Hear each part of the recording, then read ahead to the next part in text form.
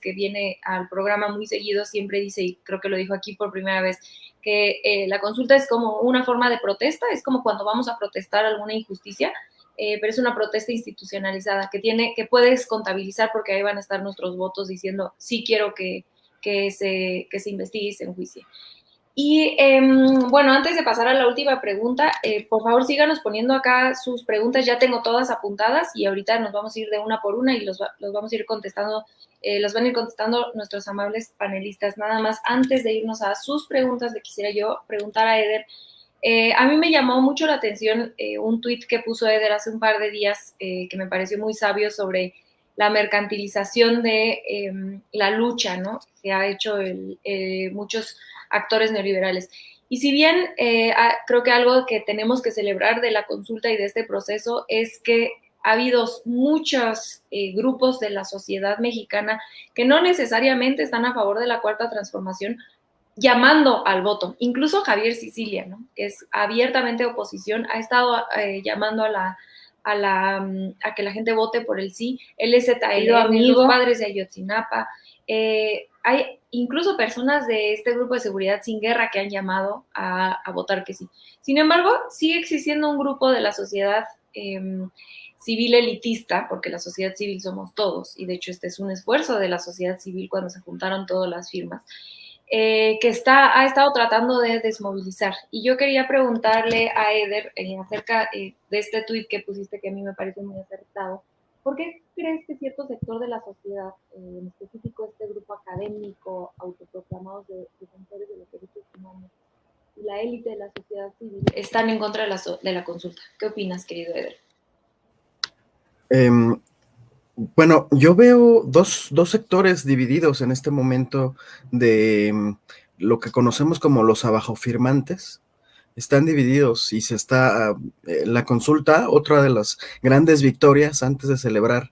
la consulta misma, es que nos permite identificar distintas posturas, incluso al interior de este grupo que es oposición y que pues todo el tiempo se ha dedicado simplemente a negarse a cualquier cosa que surja desde la Cuarta Transformación. Veo a quienes están de plano muy enganchados, que son poquitos, pero que están muy enganchados en complicidades con los expresidentes neoliberales,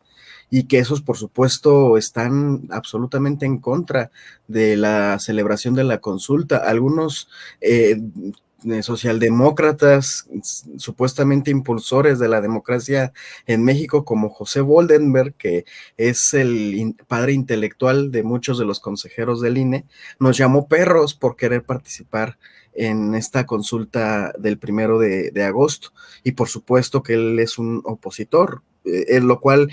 tiene que llamarnos la atención, porque se supone que él es uno de los promotores de la democracia en México. ¿Cómo se puede oponer a un ejercicio de consulta popular? Y por otro lado, están otro sector también de los abajofirmantes que llaman sí a votar en la consulta, y que su postura es sí en los términos en los que lo marca la pregunta de la Suprema Corte de Justicia, y no en los términos de la consulta popular para el juicio a expresidentes. Y el tuit que yo puse era para llamar la atención sobre ese sector, que es un sector de ONGs, de sociedad civil, de la academia, que se especializaron durante el periodo neoliberal, específicamente los sexenios de Calderón y Peña, se especializaron en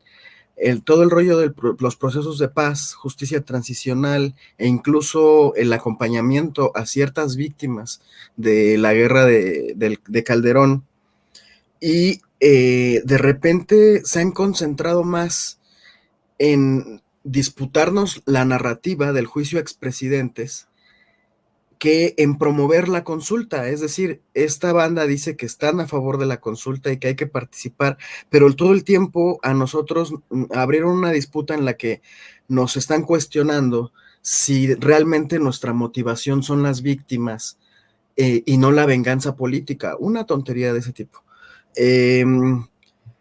A mí me llama la atención esa actitud, porque pareciera que lo que buscan ellos, estas ONGs, es que nadie les arrebate la presunción de que esas ONGs representan la voz de las víctimas. Y por más vueltas que le doy, porque en el fondo se supone que coincidimos, lo que queremos es que haya consulta popular, que se vote mayoritariamente por el sí, para que comencemos a llevar a cabo un proceso que rompa con el manto de impunidad que sopesa sobre México, incluso en estos momentos, y que entonces comience a haber procesos de justicia transicional para cada una de las víctimas que han dejado las guerras, este proceso de militarización irracional al que nos sometieron Calderón y Peña, pero también las víctimas del neoliberalismo, los millones de personas, las millones de familias que quedaron empobrecidas, endeudadas, sin hogar, etcétera. Bueno, pues esta banda se ha dedicado a disputarnos esta narrativa porque en el fondo no es que coincidan con el ejercicio de la consulta popular. Habría sido una contradicción profunda que ellos como pacificólogos llamaran a no votar en la consulta. Pero entonces, para mantenerse vigentes como la voz de las víctimas en mayúscula, porque todo el tiempo ellos están diciendo, las víctimas están con nosotros, ustedes no escuchan a las víctimas, ustedes están traicionando a las víctimas porque no han llevado el proceso de justicia transicional como nosotros hemos dicho. Y en el fondo, ¿qué sucede? Pues que esas ONGs en su acta constitutiva, como asociaciones civiles o fundaciones,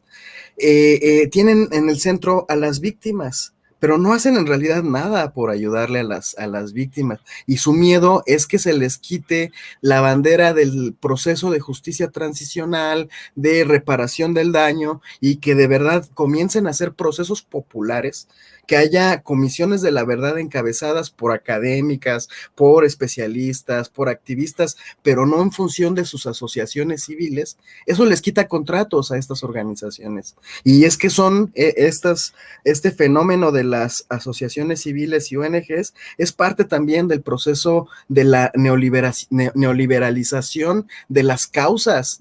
y de las tareas del Estado. Las ONGs en muchas ocasiones son como un outsourcing porque tratan de subsanar servicios o derechos que el Estado tiene que garantizar. Y por otro lado, en el salinato sobre todo, pero bueno, más bien a partir del salinato, a través de las asociaciones civiles se dedicó el Estado, represor y neoliberal, a cooptar los activismos, a cooptar las causas sociales y a tenerlas maiceadas con presupuestos a veces muy bajitos, a veces muy altos, e incluso presupuestos internacionales como los que ya sabemos que USAID destina para muchas ONGs, y entonces de esa manera tenían controlado un sector que de lo contrario podría buscar alternativas para construir. Obviamente, y aquí quiero aclarar porque luego se me ofende mucha banda, no estoy hablando en general de las ONGs, la Red Todos los Derechos para Todos, Francisco, el Agustín Pro, el Fray Francisco de Vitoria, etcétera, son organizaciones que vienen de otra tradición. La mayoría de estas organizaciones vienen de la tradición de la teología de la liberación, y que en resistencia en la guerra sucia y que en resistencia en el neoliberalismo construyeron con o sin presupuestos del Estado, construyeron alternativas organizativas para exigir que se cumplieran los derechos humanos. Ese es otro rollo. Aquí estamos hablando abiertamente de quienes se han dedicado a tachar al movimiento de la Cuarta Transformación de estar lucrando oportunistamente con el tema del juicio popular, y nos cuestionan, pero en realidad esta consulta es gracias al presidente López Obrador. Siendo presidente electo, él propuso que se llevara a cabo esta consulta. Gracias al movimiento de la Cuarta Transformación, no necesariamente de Morena, porque hay mucha banda como Omar García y Ariadna Baena que no son militantes de Morena y son quienes encabezan este proceso de la consulta. Nos hemos dedicado a recorrer el país para poder difundir la necesidad de salir y votar el día de mañana. Yo me pregunto, y con esto termino, ¿de qué estaríamos hablando en este momento si no estuviéramos en la víspera de la consulta popular? El que Andrés Manuel López Obrador haya propuesto este ejercicio y que todo este movimiento haya impulsado que sí fuera viable y que incluso fuera apegado a la Constitución, a las leyes, y organizado mal organizado, pero organizado y reconocido por el INE, Eso nos permite poner en el centro del debate justamente estos temas de comisiones de la verdad, la reparación del daño a las víctimas, cómo hacerle para agilizar los procesos de justicia, para hacerlos accesibles a todo el pueblo. Eso es lo que se ha estado debatiendo durante todo este tiempo, no solamente en los lobbies de las organizaciones sociales. Ya no es un tema que le pertenezca exclusivamente a las ONGs que lucraban con ellos, ahora es un tema popular, en el que para empezar ya participaron casi 3 millones de personas con sus firmas para que se realizara esta consulta, y ahora esperemos mañana que participemos más de 37 millones de personas para lograr que sí sea vinculante con la Constitución, pero aunque no fuera así, si son 15 millones de personas que salen y votan a favor del sí de manera rotunda, y hay un mandato popular ahí, y eso también tiene que ser escuchado y empujado por toda la ciudadanía y por todos los poderes del Estado. Totalmente, totalmente. A pesar de que no lleguemos a ese imposible 40, casi imposible 40%, creo que el mensaje se va a dar a las autoridades y esperemos que lo hagan. Pues ahora sí vamos a ocupar el resto de la tarde para responder, bueno, del programa para responder las preguntas. Empiezo